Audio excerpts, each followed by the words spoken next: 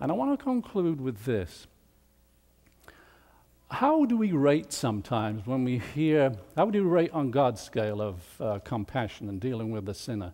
How do we rate sometimes when we hear that somebody in the church has had a moral fall?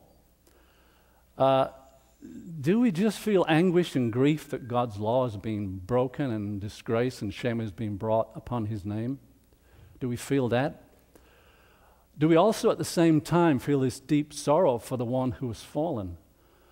We fall on our knees before God and we weep for this person, praying that God will restore them, praying that God will help them and heal them, praying with all our heart that God will stop Satan taking advantage of them, perhaps at this very vulnerable time in their life. Is that how we feel?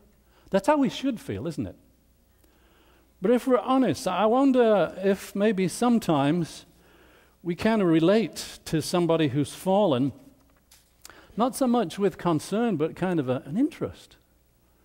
You know, like you watch the evening news and there's a high-speed chase on the freeway, and you're just totally engrossed, and you're totally interested in this, and you think, you know, what's going to happen here? And you're sitting back, totally distant, abstract from these people who are actually in this situation. We can be sometimes like that, I think, with people in the church who are fallen or going through grief. And we kind of look and we think, you know, we're more interested perhaps than heartbroken for them. Like somebody watching a soap on the television and somebody's in trouble, you know, and they get into some moral dilemma, and grandmother's watching and she says, wow, I wonder how they're going to get out of this one. And I think sometimes in church we might have the same attitude sometimes. Somebody you hear about, a pretty high position in the church, an elder. Instead of weeping for this person, you might think, I wonder how they're going to get out of this one. It'd be interesting to see. Now, you wouldn't want to admit to people that this is kind of interesting, you know, it's a little different.